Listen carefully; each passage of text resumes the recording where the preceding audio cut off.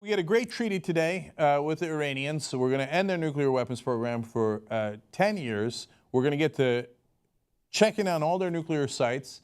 The United Nations is going to be in charge of that. And if there's any disagreement, we, along with our partners, are going to get to be the judge and jury of Iran on whether they've acted right or not.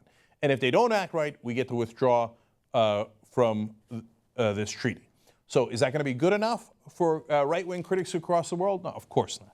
First comes Netanyahu, the opposition leader in the United States. Or so it seems. I mean, every Republican and some Democrats follow his beck and call. So when Netanyahu speaks, he is a legitimate voice inside the U.S., even though he's a foreign leader. So what did he say? He called it, quote, a historic mistake. Well, that's like your opinion, man.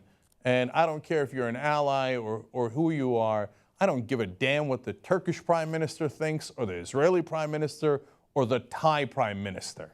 Okay, but some in this country like to follow foreign leaders and revere them. They think Putin is really strong. They admire him. Interesting. And so, of course, they're going to take their cues from Netanyahu. So let's give you more of his right-wing ramblings on this.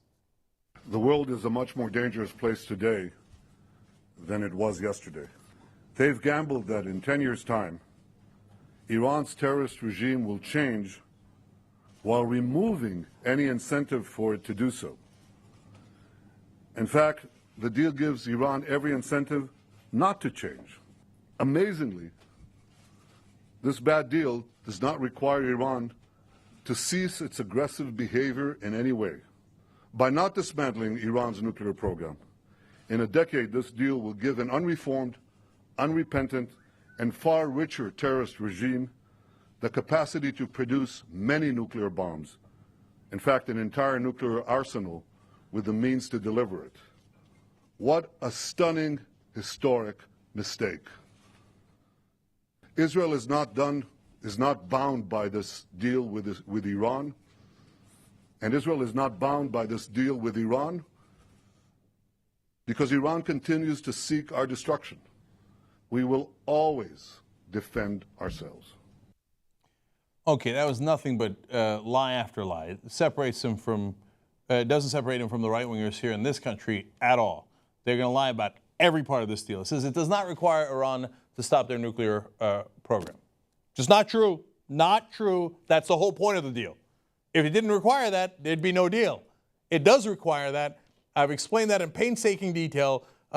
Over 10 years, they are not allowed to continue it. He says, but they can come out of it with a capacity for an entire nuclear arsenal. Not true. They're not allowed to work on it at all. The United Nations gets to determine that. We are the judge and jury on whether they are going to do that. If they do that, we get out of the deal. So it's not true. It's not true. So he's telling Israel, he's telling the whole world, he's telling the United States, this deal allows them to build nuclear weapons. The deal does the exact opposite. The exact opposite. What would you call that? It's a lie. All it is a lie. Because that's what right-wingers do. They lie to get more war. And he says, this has not bound us. Meaning, like, I can go to war with Iran. Look, man, I can't control you. I'm not a voter in Israel. You want to go to war with Iran?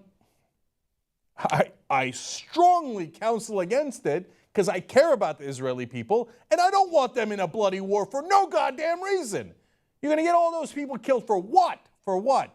But I'm not going to meddle in your affairs. So you want to do that? That's your problem. But of course, Netanyahu knows if I declare war, and I get into a conflict I can't get out of, what am I going to do? I'm just going to go, America, come here. Big brother, come on, let's go. You do the war for me. That I have no interest in. But Republicans in this country go, hey, he's a right-winger, we're a right-winger, we all love war, let's do it. So here comes Tom Cotton, and he's going to go on television. He's the one that wrote a letter to the mullahs earlier, to the Grand Ayatollah, saying, don't worry, we won't follow this deal. What do you have, a secret communication with the Ayatollah? Okay, so now he's on TV. Let's watch. Joe, this proposed deal is a terrible, dangerous mistake that's going to pave the path for Iran to get a nuclear weapon, while also giving them tens of billions of dollars of sanctions relief, even lifting the arms embargo at a time when they're destabilizing the entire Middle East. The American people are going to repudiate this deal, and I believe Congress will kill the deal. Okay, again, there's no such thing the arms embargo is not lifted unless they have completely shut down their nuclear weapons program. If they do that, won't you be happy, Tom Cotton? No, you won't be happy under any circumstance, so you're going to just sit there and keep lying about it. Let's keep going. It sounds from what the president said today that he was going to be able, we were going to be able, the international community would be able to verify that Iran was sticking to the deal with a very aggressive inspections regime. Does this satisfy your concerns about inspections? No, Joe, of course not. If you look at the text of the deal, Iran will have weeks to delay. They'll be able to decide which sites that we inspect. But more fundamentally, if they wanted to end their nuclear program and rejoin the civilized world, they could simply grant us access. They don't. They are an outlaw, terrorist-sponsoring, anti-American regime. They have the blood of hundreds of American soldiers on their hands who they killed in Iraq and Afghanistan. Senator Cotton, does this satisfy you? We get to inspect their sites. All their sites. No, of course not.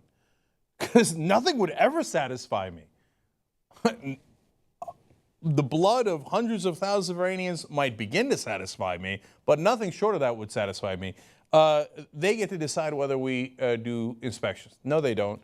The IAEA decides as part of the United Nations, and if Iran disagrees, they go to a panel that has the United States, Germany, France, etc. on it. We're on the panel. We decide. We decide. Okay? So that's not true. They haven't given us access to the sites. No, that's the whole point of this deal. They have given us access to the sites so that we can confirm they are not working on a nuclear program. One lie after another. Because they don't give a shit about the rules, they don't laws, facts, truth. It's irrelevant to them. So here comes Lindsey Graham. There's no end to this. Senator Lindsey Graham running for president. Let's all get a good laugh out of that. Anyway, he says, my initial impression is that this deal is far worse than I ever dreamed it could be, and it will be a nightmare for the region and our national security and eventually the world at large. Wait till I get to Glenn Beck. Let me power through these. More from Graham. It's incredibly dangerous for our national security, and it's akin to declaring war on Sunni Arabs and Israel. We ended their non-existent nuclear weapons program. It didn't even exist. CIA, Mossad says there is no nuclear weapons program in Iran. But we have ended any chance that they could do that. Well, obviously, that's like Iran declaring war on Israel. If we didn't do the deal, then they could get nukes, and then you would actually have a war. The facts are upside down. They live in a bizarro world there. All right, Graham, if the initial reports regarding the details of this deal hold true, there's no way as President of the United States I would honor this deal. Well, luckily, you never will become President of the United States, so that's a moot point. Lindsey Graham, brought to you by the military-industrial complex. But anyway, here is another U.S. politician betraying our country and saying, even though we have signed a peace treaty, we're going to turn around and say we won't honor it. We won't honor it. And if Republicans win, we'll rip it in shreds and we won't honor it. Now, can you imagine if Democrats did that when Ronald Reagan was doing peace treaties with the Soviet Union, the evil empire? If Democrats went behind his back and said, no, we're not going to honor this treaty, and if we become president, we're going to rip it to shreds. So, Soviet Union, don't listen to Ronald Reagan. Listen to us, betray him, work with us. Can you imagine? Can you imagine? Well, that's the letter Tom Cotton sent to the Grand Ayatollah saying, no, trust me, I won't honor the deal, so you shouldn't do the deal with Obama. These guys betray our country every day. John Boehner. He said the current version of the deal fails to stop Iran's drive for a nuclear bomb, totally false, and is therefore unacceptable. So, Republicans in the House and Republicans in the Senate will vote no. There's going to be a vote in 60 days, and they're probably right. They've got some Democrats with them, which I'll get to in a second, and they'll vote no. Luckily, they don't get to decide it. President Obama's already said, I'm going to veto your vote. Now, could they get a supermajority and override the president? They could. If they do that, and they say, we don't care about the leader of the United States of America, we don't care about the U.S. government, we will betray the peace treaties they negotiated on our behalf, and instead we'll listen to defense contractors, we'll listen to Netanyahu, we'll listen to warmongers, we'll listen to whoever the hell we want. Well, if we do that and we rip this treaty up, understand the consequences, because there is no ands, ifs, or buts, we will be going to war with Iran. You want to do that? You want to send your kids to fight with Iran when they just said, well, they'll end their nuclear weapons program and they'll allow the United Nations to inspect it. We won, and they want to go to war anyway. You think they're going to send Lindsey Graham's non-existent kids? They're not going to send them. You think they're going to send any Republican kids to fight that war? Remember what Dick Cheney said about Vietnam? He said he had other priorities. Tom DeLay, a huge Republican leader for a long time, said, oh, the minorities took my spot. That's why I couldn't go to Vietnam. They're not going to go to Iran. They're going to send your kids to die in Iran after we've already won. Okay, Rush Limbaugh says that the deal is, of course, quote, inescapably disastrous, of course. And now we turn to Democrats. There's Senator Bob Menendez, who's been fighting the administration the whole time on this issue. He says the deal ultimately legitimizes Iran as a threshold nuclear state. Look at the bullshit legalese there. As a threshold nuclear state. In other words, they're not a nuclear state because the deal actually prevented them from being a nuclear state. So instead, I'll make up a category called threshold nuclear state. He continues, the deal doesn't end Iran's nuclear program, it preserves it. Well, under no circumstances would Menendez and the Republicans have said we ended the program unless we obliterated, bombed, perhaps nuked, and they even considered that, talking about bunker busters, etc., and even small-scale nuclear weapons, and we tore down every brick of every nuclear or energy facility in Iran. That's war. That's as big a war as you could possibly have. Here, we have stopped the program for 10 years. And they say, no, not good enough. We didn't rip down every brick and mortar. Nothing's ever good enough. Okay, finally, we go to some candidates. Chris Christie on the Republican side says 2 years of humiliating concessions by President Obama. What concessions? What did Iran get from us? They now get to take their $100 billion that we froze. It was their assets. We froze it. They get that back. That's because we kidnapped their money, okay? They don't get a dime from us. And we get to inspect their sites. What did they get from us?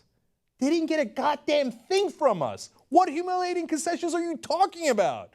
Nothing from us. Okay. Chris Christie, the deal is structured will lead to a nuclear Iran and then a nuclearized Middle East. No, it does the exact opposite. Jeb Bush, one of the gentler ones, he just calls it appeasement, you know, like as in World War II or before World War II. Now we get to the truly, nearly criminally insane, Glenn Beck. Okay, so Glenn Beck, who's on a mental leave now, a medical leave. I believe it's for mental reasons, which he has admitted that he has a lot of in the past. I didn't say that, he said it, okay?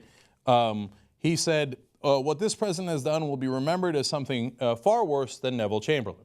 Now, Neville Chamberlain did the appeasement that led to Hitler taking over large parts of Europe, which then eventually led to the Nazis killing 13 million people. So this is worse than the 13 million people killed by the Nazis. He's got more on that. It will only be a matter of time before millions cry out his name, Obama's name, in despair and contempt. That's right, millions will perish now that we stopped the nuclear program. Okay, he says these Iranians, they are beyond radical Islamists. They, like ISIS, are psychotic Islamists. So first of all, they're mortal enemies with ISIS. Of course, you lack any nuance. Me see Muslim. They all psychos. Okay, and it's funny because he says they're psychos. He's on medical leave because of psychological issues. Anyway, Glenn Beck continues, the United States has done a deal with a nation that believes in the literal end times.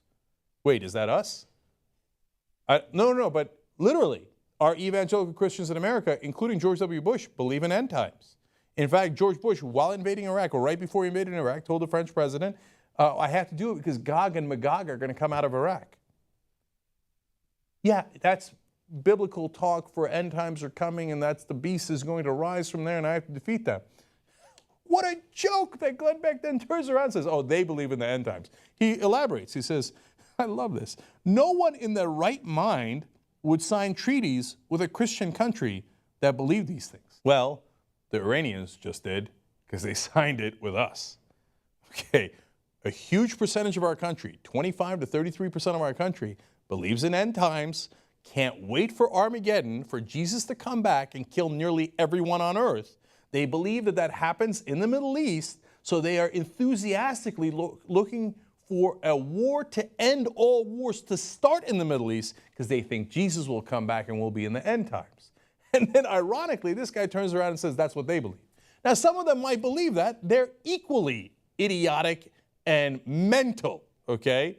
But we got to do a deal with our enemies. Our idiots believe in end times. Their idiots believe in end times. Luckily, we didn't listen to those idiots. Instead, we did a peace treaty so we don't have war, so we don't have Armageddon, so we don't have end times.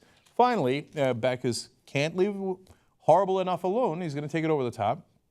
He says, a Holocaust, perhaps bigger than the last, where millions of Christians and even Muslims who are not Muslim enough will die at the hands of the Islamic State. Dude, Iran is not the Islamic State. Islamic State is Sunni. Iran is Shiite. Which Islamic State are you talking about? Doesn't know, doesn't care. Bad guys. They don't believe in my God. My God is awesome. Their God sucks. Let's go to war. If that's not clear enough, he's going to make it slightly clearer. Finally, he says, hashtag never again is now. I know, that's tweeting about Holocaust is really the right way to go. He says, it's time for good, decent, and God-fearing Americans. Is this from the Ayatollah or is this from Glenn Beck? Good, decent, and God-fearing Americans, stand and be counted. This deal yet again proves that our governments are not the solution to our problems. For me, my family, and my team, we will serve the truth against injustice, no matter the price. We will serve the Lord. What an unbelievable argument. You see those lunatics? They just believe in their God and their end times. Well, let's show them who's boss. We believe in our God and our end times. Let's not do a peace deal with them so that we can go and have an Armageddon. Oh, right. That's the only thing that actually would be worse than the Holocaust. Well, if you're going to put together such a powerful and persuasive case against this peace treaty, I don't know how to answer you. I especially don't know how to answer you because there's some chance you're in a mental institute right now. So I don't know how to reach you.